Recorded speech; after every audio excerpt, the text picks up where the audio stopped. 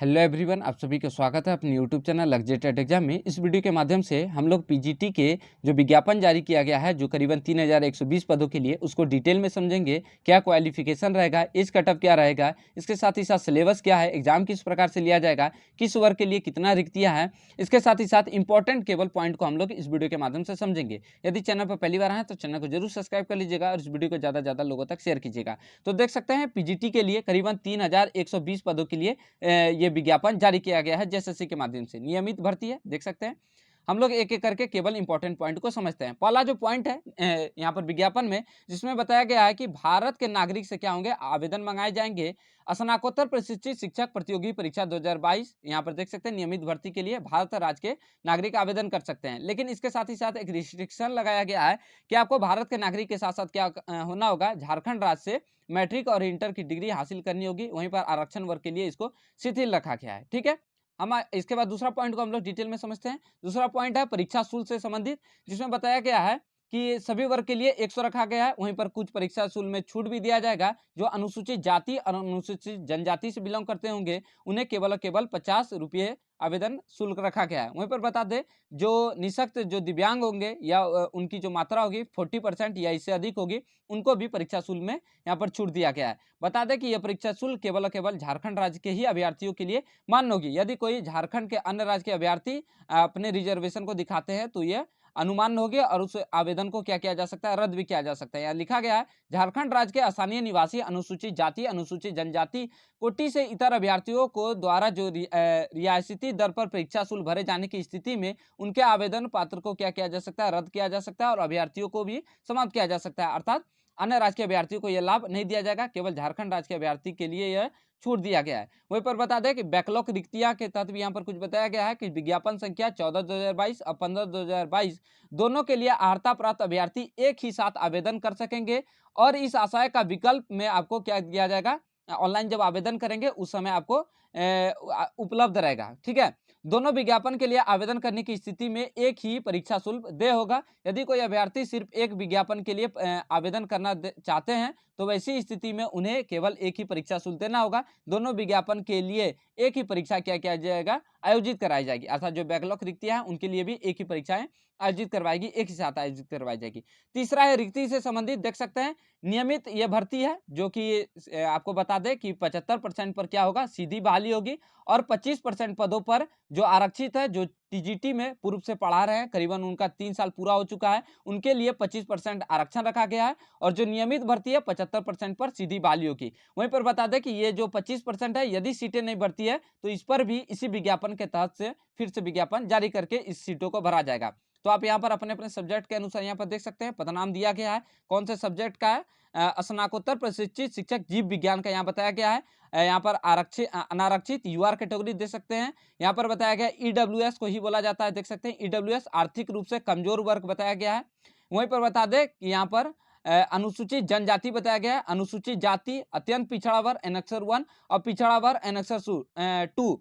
ठीक है, यहाँ पर योग देख सकते हैं, अपने अपना सब्जेक्ट का आप यहाँ पर रिक्ति देख सकते हैं। जीव विज्ञान का जो है यहाँ पर 218 ये महिला के लिए है। इसके साथ ही साथ ये पर कुछ दिव्यांगों के लिए ये उनकी अलग से सीटें दी गई है। इसके साथ ही साथ दूसरा जो सब्जेक्ट है देख सकते हैं, रसायन शास्त्र का भी यहाँ पर बताया गया है। कैटेगरी के अनुसार आप अपना देख सकते हैं, 227 टोटल है। इसके साथ ही साथ महिला के लिए 11 और ये जो रिजर्वेशन के लिए है, ठीक है, निःशक्त जो है उनके लिए।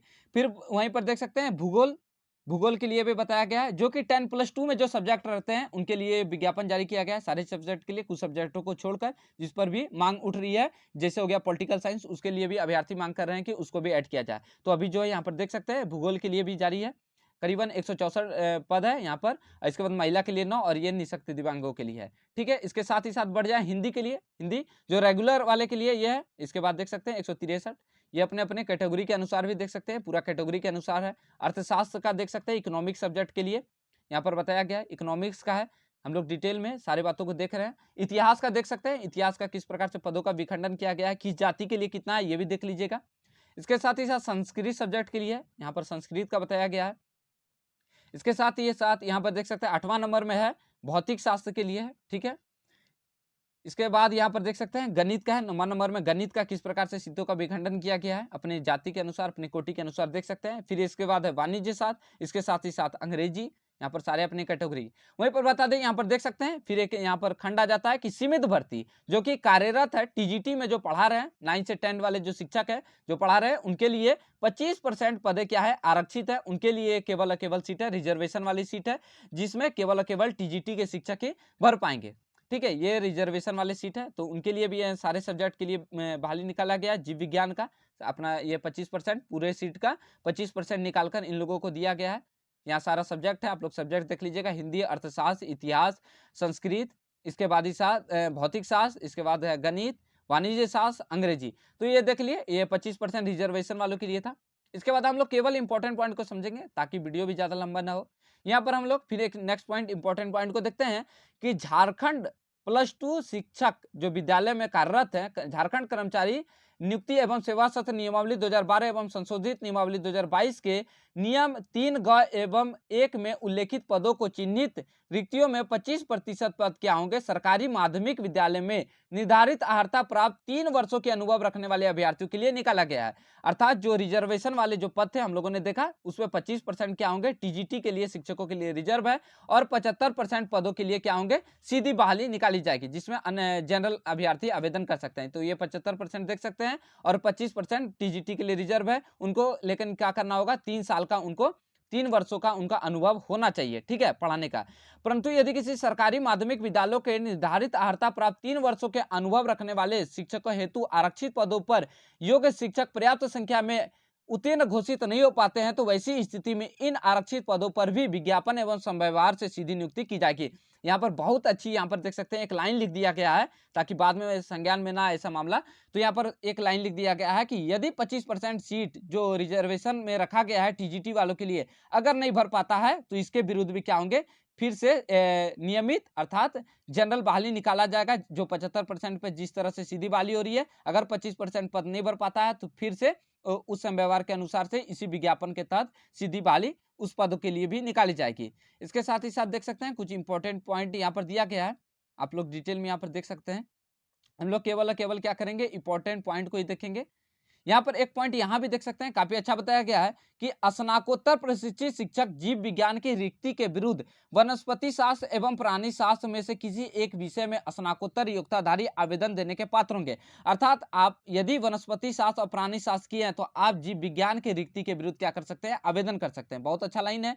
परंतु ऐसे अभ्यर्थियों के लिए जीव विज्ञान की विषय की परीक्षा ली जाएगी। यदि आप वनस्पति शास्त्र पढ़े हैं और प्राणी शास्त्र पढ़े हैं और आवेदन आपको किसके विरुद्ध करना होगा, जीव विज्ञान में, तो आपका जो परीक्षा भी होगा वह जीव विज्ञान का लिया जाएगा, जिसमें वनस्पति शास्त्र एवं प्राणी शास्त्र दोनों विषयों में से समान संख्या में प्रश्न पूछे जाएंगे। ठीक है, तो यहाँ पर सारे बात बहुत अच्छे से डिटेल में बताया गया है। इसके साथ ही साथ यहाँ पर समझ सकते हैं, बहुत अच्छा है। यहाँ पर कौन कौन से विषय के लिए यहाँ पर निकाला गया है इसका भी दिया गया है। पदनाम देख सकते हैं, वेतनमान भी काफी अच्छा है, यहाँ पर दिखा देंगे। इसके बाद न्यूनतम शैक्षणिक योग्यता क्या होना चाहिए, तो यहाँ पर देख सकते हैं खंड के अनुसार किसी मान्यता प्राप्त विश्वविद्यालय से राज्य के सरकारी विद्यालय में +2 स्तर पर पढ़ाए जाने वाले विषयों में से नियुक्ति के विषय में कम से कम आपका 50% अंक सहित स्नातकोत्तर एवं राष्ट्रीय अध्यापक पात्र शिक्षक परिषद से मान्यता प्राप्त जो आपका स्नातक बीएड होना चाहिए। इसके कहने का अर्थ है कि जो 10+2 में जो सब्जेक्ट चलता है उसमें से आपको कोई एक सब्जेक्ट होना चाहिए और आपका 50% आपका क्या होना चाहिए उसमें सब्जेक्ट में आना चाहिए। ठीक है, और इसके साथ ही साथ आपको बीएड करना होगा। एनसीटी की जो गाइडलाइन है कि आपको बीएड करना अनिवार्य है। ठीक है, बीईडी बीएड होना चाहिए और आपको स्नातकोत्तर होना चाहिए +2 में कोई एक सब्जेक्ट में। तो यहाँ सारा सब्जेक्ट भी यहाँ पर देख सकते हैं, साइड में सारा सब्जेक्ट दिया गया है, कौन कौन से सब्जेक्ट के लिए विज्ञापन जारी किया गया। तो ये आप सब्जेक्ट भी देख सकते हैं अच्छे से, अर्थशास्त्र, इतिहास, संस्कृत, तो ये सारा सब्जेक्ट है। वेतनमान यहाँ पर देख सकते हैं, पे मैट्रिक लेवल 8 का दिया जा रहा है, काफी अच्छा है। 47,600 से 1,51,100। ठीक है, वेतनमान यहाँ पर देख सकते हैं, बताया गया। इसके साथ ही साथ ये न्यूनतम कैटेगरी देख सकते हैं, न्यूनतम जो शैक्षणिक योग्यता आप यहाँ पर अच्छे से देख लीजिएगा किसके अंतर्गत आप आते हैं। तो यहाँ सारा बताया गया है, न्यूनतम शैक्षणिक योग्यता आप पे क्या क्या होना चाहिए। इसके साथ ही साथ एक इंपॉर्टेंट पॉइंट यहाँ पर देख सकते हैं, आपको छूट भी दिया जाएगा जो आरक्षित वर्ग के अंतर्गत आते हैं। यहाँ पर राज्य सरकार द्वारा नियुक्ति हेतु प्रकाशित विज्ञापन में अनुसूचित जाति, अनुसूचित जनजाति एवं सभी कोटि के निःशक्त आरक्षण कोटि के आवेदकों के मामले में उपयुक्त निर्धारित शैक्षणिक योग्यता के अंकों में 5% की छूट दी जाएगी। यानी कि कहने का अर्थ है कि जो अनुसूचित जाति अनुसूचित जाति अर्थात एससी और एसटी से बिलोंग करते होंगे उनको 5% का छूट दिया गया है और निःशक्त अभ्यर्थियों के लिए भी 5% का छूट है, अर्थात उनको 45% अपने सब्जेक्ट में लाना होगा। जनरल अभ्यर्थियों को 50% रखा गया है और वहीं पर ये जो तीनों कैटेगरी है अनुसूचित जाति, अनुसूचित जनजाति और जो निःशक्त जो आरक्षण के अंतर्गत आते हैं उनका 45% नंबर ही चाहिए। वहीं पर एक इंपॉर्टेंट पॉइंट जो नियोजन नीति है झारखंड की, उसमें यह साफ जोड़ दिया गया है कि उक्त अनिवार्य शैक्षणिक प्रशैक्षणिक योग्यता के अतिरिक्त अभ्यर्थियों को क्या करना होगा, झारखंड से मैट्रिक और इंटरमीडिएट अर्थात 10+2 झारखंड राज्य के अवस्थित मान्यता प्राप्त शैक्षणिक संस्थान से उत्तीर्ण करना अनिवार्य है। अभ्यर्थियों को स्थानीय रीति रिवाज एवं भाषा का भी ज्ञान होना अनिवार्य बताया गया है। ठीक है, तो अर्थात मैट्रिक और इंटर आपको झारखंड से करना होगा। भारत के नागरिक के साथ साथ ये एक लाइन जोड़ दिया गया है ताकि झारखंड के अभ्यर्थी ज्यादा से ज्यादा नौकरी में सम्मिलित हो सके। वहीं पर आरक्षित वर्गों के लिए इसको थोड़ा सा शिथिल रखा गया है, यदि आप यहाँ देख सकते हैं आरक्षित वर्ग के लिए यहाँ पर बताया गया है कि परंतु यदि झारखंड राज्य की आरक्षण नीति से आच्छादित अभ्यर्थियों के मामले में झारखंड राज्य में अवस्थित मान्यता प्राप्त शैक्षणिक संस्थान से मैट्रिक और इंटर 10+2 कक्षा उत्तीर्ण होने की स्थिति में इसको शिथिलता रखा गया है। यदि आप आरक्षण वर्ग के अंतर्गत आते हैं, यदि आप दूसरे राज्य से भी अगर मैट्रिक इंटर किए हैं, चाहे आप बिहार से किए हैं, यूपी से किए हैं और यदि आप झारखंड से बिलोंग करते हैं, अगर आप झारखंड के जाति निवासी को दिखाते हैं आरक्षण के वर्ग के जो सर्टिफिकेट बनता है उसको दिखाते हैं तो आपको किसी प्रकार का दिक्कत नहीं होगा। दिक्कत यहाँ पर केवल और केवल जनरल वाले अभ्यर्थियों को हो सकता है जो यूआर कैटेगरी के अंतर्गत आते हैं। यूआर कैटेगरी में यदि आप ईडब्ल्यूएस के अंतर्गत आते हैं तो आपको समस्या नहीं होगा। केवल यूआर के अंतर्गत जो आते हैं यदि वह अन्य राज्य से किए होंगे तो उनको केवल समस्या हो सकती है। इसके साथ ही साथ यहाँ पर न्यूनतम शैक्षणिक योग्यता हम लोग देख सकते हैं। एक एक करके केवल और केवल इंपॉर्टेंट पॉइंट को समझेंगे। यहाँ पर किस प्रकार से आपको आवेदन करना है। झारखंड राज्य से आपको मैट्रिक और इंटर होना चाहिए जो कि नियोजन नीति में साफ उल्लेखित कर दिया गया है कि आपको 10 और 10+2 झारखंड से करना होगा। वहीं पर आरक्षण वर्ग के अभ्यर्थियों के लिए इसको शिथिल रखा गया है, यहाँ पर साफ बताया गया है। वहीं पर खेल अभ्यर्थियों के लिए भी हमको छूट दिया गया है, इसको भी चर्चा की गई है कि किस प्रकार से छूट दिया जाएगा। आप राष्ट्रीय स्तर के प्रतियोगी में यदि विश्व रिकॉर्ड होगा तब आपको ये छूट मिलेगा। अंतर्राष्ट्रीय ओलंपिक कमेटी इस तरह के ये छूट खेल को किस किस को खेल में छूट दिया जाएगा। यहाँ पर देख सकते हैं टीजीटी के लिए एक अच्छा यहाँ पर एक लाइन लिखा हुआ है कि अनुभव कितना चाहिए, तो झारखंड सरकार के सरकारी माध्यमिक विद्यालय में कार्यरत शिक्षक की रिक्तियों के विरुद्ध आवेदन समर्पित करने वाले अभ्यर्थियों के लिए झारखंड सरकार के सरकारी माध्यमिक विद्यालय में आवेदन समर्पित करने की तिथि से आपको कम से कम 3 वर्ष का आपको अनुभव होना चाहिए। ठीक है, यदि आप रिजर्वेशन वाले 25 पदों के लिए 25% पदों के लिए यदि आप अप्लाई करते हैं तो आपको 3 वर्ष का टीजीटी विद्यालय में आपका अनुभव होना चाहिए। वहीं पर बता दें कि आपको विरुद्ध कोई भी आपराधिक मामला लंबित नहीं होना चाहिए जिसके द्वारा संसूचित यहाँ पर बताया गया है कि आपके विरुद्ध कोई मामला न चलता हो। इसके साथ ही साथ बता दें कि सरकारी जो टीजीटी से इसका क्या आशा है, यहाँ पे बताया गया है कि सरकारी माध्यमिक विद्यालय में कार्यरत शिक्षक से अभिप्राय है कि झारखंड राज्य के सरकारी माध्यमिक विद्यालय में विधिवत प्रक्रिया के तहत निर्धारित पुनरीक्षित वेतनमान, जो वेतनमान ये है 9300 से 34,800 के तहत जिनकी बहाली हुई होगी और जो ग्रेड पे है 4600 में नियुक्त एवं कार्यरत स्नातक प्रशिक्षित शिक्षक जिन्हें झारखंड सरकार के सरकारी माध्यमिक विद्यालय में नियुक्ति के पश्चात आपको 3 वर्ष का शैक्षणिक अनुभव चाहिए। अर्थात यहाँ पर साफ डिफाइन कर दिया गया है कि आपको वेतनमान 9300 से 34,800 वाला जो बहाली निकला था उसके अंतर्गत हुआ होगा तभी आप क्या कर सकते हैं, आप 25% वाले पदों के लिए पात्र हो सकते हैं और आपको 3 साल का अनुभव चाहिए जब से ये आवेदन करिएगा। ठीक है, तो यहाँ पर सारा यहाँ पर देख सकते हैं बहुत अच्छे से सारे एक एक पॉइंट को बताया गया। अगर हम लोग एज कटअप को देखें तो आयु सीमा जो रखा गया है 1/1/2022 के आधार पर आपकी आयु की गणना की जाएगी। वहीं पर उक्त पदों के संदर्भ में उम्र की गणना निम्नलिखित संदर्भों में तिथियों के आधार पर की जाएगी। तो जो न्यूनतम रखा गया है, जो न्यूनतम एज है 21 वर्ष रखा गया है और अधिकतम एज अपने कोटि के अनुसार यहाँ पर छूट दिया गया है। जो अनारक्षित यूआर है, ईडब्ल्यूएस जो आर्थिक रूप से कमजोर जो हैं उनके लिए 40 वर्ष है। अत्यंत पिछड़ा वर्ग अनुसूचित 1 यानी कि एनेक्सर 1 और पिछड़ा वर्ग एनेक्सर 2 के जो पुरुष है उनको 42 वर्ष। महिला के लिए यहाँ पर देख सकते हैं एनेक्सर 1 और एनेक्सर 2 के लिए 43 वर्ष रखा गया है। अनुसूचित जाति पुरुष एवं महिला के लिए 45 वर्ष, अनुसूचित जाति के लिए 45 वर्ष रखा गया है। ठीक है, अनुसूचित जनजाति अनुसूचित जाति के लिए 45 वर्ष है और जो महिला के लिए जो है एनेक्सर 1 और एनेक्सर 2 का उनको 43 वर्ष और यहाँ पर जो एनेक्सर 1 के अंतर्गत जो पुरुष आते हैं उनको 42 वर्ष रखा गया और एनेक्सर 2 वाले के लिए 42 वर्ष और जो जनरल आते हैं उनको 40 वर्ष रखा गया है। ठीक है साथ इसके साथ ही साथ बताया गया है कि 5 वर्ष की छूट दिया जाएगा यदि आप निःशक्त अभ्यर्थी है जो दिव्यांग के अंतर्गत आते हैं, तो अधिकतम उनके आयु में 5 वर्ष की छूट दी जाएगी। जो उनके लिए जो सर्टिफिकेट बनाना होगा शल्य चिकित्सक से, जो ये परिशिष्ट जो ये 9 जो उनके अंतर्गत जो फॉर्म आता है उनके तहत उनका श्रेणी का फॉर्म बना होना चाहिए। इसके साथ ही साथ आपका जो निःशक्तता होना चाहिए कम से कम आपको 40% होना चाहिए या इससे अधिक हो सकता है, ठीक है। तो यहाँ बताया गया है, हम लोग केवल और केवल इंपॉर्टेंट पॉइंट को समझेंगे। ये पूरा दिव्यांगों के लिए यहाँ पर बताया गया है कि निःशक्त अभ्यर्थियों के लिए सुविधा किस प्रकार से मिलेगी, किस किस अभ्यर्थियों को मिलेगी, तो इसको आप लोग रोक के पॉज करके भी देख सकते हैं। हम लोग केवल इंपॉर्टेंट पॉइंट को समझ रहे हैं। अब पात्रता किस प्रकार से ली जाएगी इसको भी देख सकते हैं। पात्रता रखा गया है कि परीक्षा में बैठने की अनुमति पूर्णतः औपबंधिक होगी। परीक्षा के लिए प्रवेश पत्र निर्गत होना प्रमाणित नहीं करता कि अभ्यर्थी विज्ञापन पद पर नियुक्ति के लिए चयन हो गए हैं। अर्थात आपका एडमिट कार्ड यदि जारी हो जाता है तो आप ये दावा नहीं कर सकते हैं कि आप इस विज्ञापन के लिए पात्र हो सकते हैं, ठीक है। क्योंकि आयोग परीक्षा के बाद किसी भी समय आपके क्या हो सकते हैं, पात्रता परीक्षा का जांच कर सकता है, ठीक है। यदि आप फॉर्म भरे हैं तो आपके डॉक्यूमेंट का जांच भी समय समय पर सरकार चाहे तो कर सकती है, जैसे जो विज्ञापन जारी की है। इसके साथ ही साथ आरक्षण किस प्रकार से मिलेगा, तो आवेदन में निहित प्रविष्टि के अधीनस्थ इंगित आरक्षण का दावा नहीं करने पर आरक्षण का लाभ नहीं दिया जाएगा। यानी कि जो प्रविष्टि आपको जिस प्रकार से डॉक्यूमेंट का जो फॉर्मेट बनाया हुआ है उसी के तहत आपको डॉक्यूमेंट सबमिट करना होगा, तभी आपको आरक्षण का लाभ मिलेगा। इसके साथ ही साथ कब तक का डॉक्यूमेंट आपको चाहिए इसकी भी जानकारी दी गई है। आरक्षण का दावा करने पर यह माना जाएगा कि आवेदन भरने की अंतिम तिथि को अभ्यर्थियों द्वारा दावा किए गए आरक्षण कोटा का समक्ष स्तर के निर्गत प्रमाण पत्र प्रस्तुत किया गया है। यानी कि जो प्रमाण पत्र है उस तारीख तक का निर्गत किया गया है। तो यहाँ पर देख सकते हैं आपका कब तक का यहाँ पर जो स्थानीय निवासी प्रमाण पत्र कब तक का चलेगा, तो 19/7/2019 के पूर्व अंचलाधिकारी के स्तर पर निर्गत स्थानीय प्रमाण पत्र मान्य योग्य है।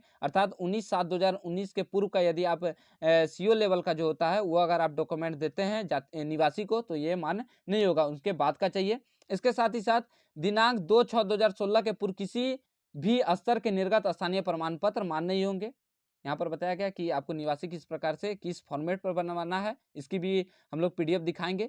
परिशिष्टि में अंकित प्रमाण पत्र से भिन्नता अगर पाई जाती है तो निर्गत स्थानीय प्रमाण पत्र मान्य नहीं होगा। जो प्रपत्र दिया गया है उसी फॉर्मेट पर आपका निवासी प्रमाण पत्र बना होना चाहिए, ठीक है। इसके बाद यहाँ पर बताया गया है कि पिता पति के आधार पर निर्गत स्थानीय प्रमाण पत्र मान्य होंगे। पति के आधार पर निर्गत स्थानीय प्रमाण पत्र एवं अन्य प्रमाण पत्रों में अभ्यर्थियों का नाम भिन्न होने पर प्रमाण पत्रों की जांचों के दौरान इस संबंध में शपथ पत्र समर्पित करना होगा। यदि आपका डॉक्यूमेंट में कुछ भी मिस्टेक हो गया है स्पेलिंग में तो आपको इसके लिए एक शपथ पत्र भी बाद में लिया जा सकता है। वहीं पर बताया गया है कि आपको निवासी किस जाति किस प्रकार कहाँ से बनवाना है, तो यहाँ पर सारी बातों की जानकारी दी गई है कि झारखंड राज्य में अनुसूचित जाति अनुसूचित जनजाति के संदर्भ में अनुमंडल के उपायुक्त अनुमंडलाधिकारी जो अधिकारी के स्तर से जो निर्गत प्रमाण पत्र होंगे प्रविष्ट एक के आधारित होने चाहिए। इसके साथ ही साथ यहाँ पर किस प्रकार से जाति बना होना चाहिए, किस फॉर्मेट पर बना होना चाहिए, कब तक का होना चाहिए, इसकी भी जानकारी दी गई है कि दिनांक 25/2/2019 के पूर्व सीओ लेवल के स्तर से निर्गत एवं प्रविष्ट से अंकित प्रपत्र में भिन्न प्रपत्र में अंचलाधिकारी के स्तर से निर्गत जाति प्रमाण पत्र आय एवं समर्पित प्रमाण पत्र मान्य होंगे। अर्थात 25/2/2019 के पूर्व के आपके निवासी भी जो जाति है वह भी मान्य होगी। इनके बाद का चाहिए आपको। अन्य यहाँ पर सारा देख सकते हैं ओबीसी किस प्रकार से किस फॉर्मेट पर होना चाहिए। वहीं पर महिला के लिए आप देख सकते हैं पिता के आधार पर निर्गत जो जाति प्रमाण पत्र होगा वही मान्य होगा, ठीक है। जो पिता का जो जाति होगा उसी के आधार पर आपका मान्य होगा, चाहे वो लड़का हो चाहे वो लड़की के लिए भी। पूरा यहाँ पर डिटेल में दिया गया है कि आपका यदि स्पेलिंग मिस्टेक होता है तो किस प्रकार से स्थानीय निवासी एवं जाति प्रमाण पत्र एवं आय प्रमाण पत्र समर्पित प्रमाण पत्र में अंकित आवेदक का जो होना चाहिए जो वर्तनी होना चाहिए वो मैट्रिक अर्थात 10 का जो सर्टिफिकेट में दर्ज है उससे भिन्न नहीं होना चाहिए, नहीं तो अनुमान्य हो जाएंगे आपका जो आप आरक्षण का जो दावा करते हैं। तो ये किस प्रकार से ऑनलाइन होगा इसकी भी जानकारी दी गई है। हम लोग केवल इंपॉर्टेंट पॉइंट को देख रहे हैं। यहाँ पर देख सकते हैं अगर आपको कुछ विशेष लगे तो उसको आप रोक के अच्छे से पढ़ सकते हैं। तो यहाँ पर दिया गया 18 नंबर। हम लोग एग्जाम पैटर्न को समझते हैं कि परीक्षा का स्वरूप क्या रहेगा। तो सीबीटी आधारित होगा अर्थात कंप्यूटर आधारित परीक्षा लिया जाएगा, कंप्यूटर पर लिया जाएगा। किसी विषय की परीक्षा यदि विभिन्न समूहों में लिया जाता है तो अभ्यर्थियों के प्राप्तांकों का नॉर्मलाइजेशन भी किया जाएगा। नॉर्मलाइजेशन का सूत्र जो होगा वह जेएसएससी के माध्यम से आपको वेबसाइट पर प्रकाशित कर दिया जाएगा। कंप्यूटर आधारित परीक्षा के आधार पर अभ्यर्थियों की मेगा सूची उनके प्राप्तांकों के नॉर्मलाइजेशन अंकों के आधार पर तैयार किया जाएगा। परीक्षाफल प्रकाशित के पश्चात उन्हें नॉर्मलाइजेशन का अंक दिया जाएगा। ठीक है, अर्थात अलग अलग अगर सेशन में लिया जाता है एग्जाम तो आपका नॉर्मलाइजेशन भी किया जा सकता है। परीक्षा का जो पाठ्यक्रम यहाँ पर बताया गया है कि परीक्षा एक चरण मुख्य परीक्षा में लिया जाएगा। परीक्षा में सभी प्रश्न क्या होंगे, वस्तुनिष्ठ एवं बहुविकल्पीय होंगे। प्रश्न पत्र एक में एक प्रश्न दिया जाएगा, 1 नंबर दिया जाएगा। वहीं पर बताया गया है प्रश्न पत्र 2 में आपको 2 नंबर दिया जाएगा। अब प्रश्न पत्र 1 क्या है और प्रश्न पत्र 2 क्या है, इसको भी समझते हैं। 3 घंटे का समय दिया गया है। प्रश्न पत्र 1 जो होंगे वह सामान्य ज्ञान एवं हिंदी भाषा का होगा, जो 100 नंबर का होगा। इसमें आपको यहाँ पर नंबर लाना है, 100 नंबर है, इसका कम से कम आपको यहाँ पर दिया गया है कितना नंबर लाना है, कम से कम 33% अंक लाना है। यहाँ पर बताया गया है कि पेपर 1 में आपको 33% अंक लाना है। ठीक है, इसके साथ ही साथ दूसरे पेपर में भी यहाँ बताया गया है, दूसरा जो पेपर होगा प्रपत्र 2 जिस विषय में नियुक्ति होनी है उस विषय में आपको 300 नंबरों का एग्जाम लिया जाएगा। किस प्रकार से उसका सिलेबस है इसकी भी जानकारी यहाँ दी गई है, एक एक करके देख सकते हैं। मुख्य परीक्षा का अब किस प्रकार से आपका मेगा सूची का निर्माण किया जाएगा, यहाँ बताया गया है 20 नंबर में कि मुख्य परीक्षा के आधार पर मेगा सूची का निर्माण। जो प्रश्न पत्र 1 जो होगा, जो हिंदी एवं क्वालिफाइंग नेचर का होगा प्रश्न पत्र होगा, इसमें मात्र आपको 33% अंक लाना है। ठीक है, अनिवार्य भी किया गया है। जिन अभ्यर्थियों द्वारा 33% अंक प्राप्त नहीं किया जाता है तो उनके प्रश्न पत्र 2 की उत्तर पुस्तिका का मूल्यांकन नहीं किया जाएगा। प्रश्न पत्र 1 में स्नातक स्तर के प्रश्न पूछे जाएंगे। ठीक है, तो प्रश्न पत्र 1 क्या है ये भी यहाँ पर देख सकते हैं अच्छे से। प्रश्न पत्र 1 जो होगा वह सामान्य ज्ञान होगा और हिंदी भाषा का लिया जाएगा। 100 का आपको 33% यानी कि 33 नंबर लाना ही है, तभी आपके दूसरे पत्र की कॉपी जांची जाएगी। और जो ये कठिनाई स्तर रखा गया है ये आपका स्नातक स्तर का प्रश्न पत्र 1 का पेपर लिया जाएगा। जो प्रश्न पत्र 2 है, प्रश्न पत्र 2 स्नातकोत्तर स्तरीय होगा। ठीक है, जिस सब्जेक्ट में आप किए हैं प्रश्न पत्र 2 में प्राप्त अंकों के आधार पर आपका मेगा सूची का निर्माण किया जाएगा। अर्थात जो पेपर 1 है वह सिर्फ केवल क्वालिफाइंग है, प्रश्न पत्र 2 से आपका मेगा सूची का निर्माण किया जाएगा।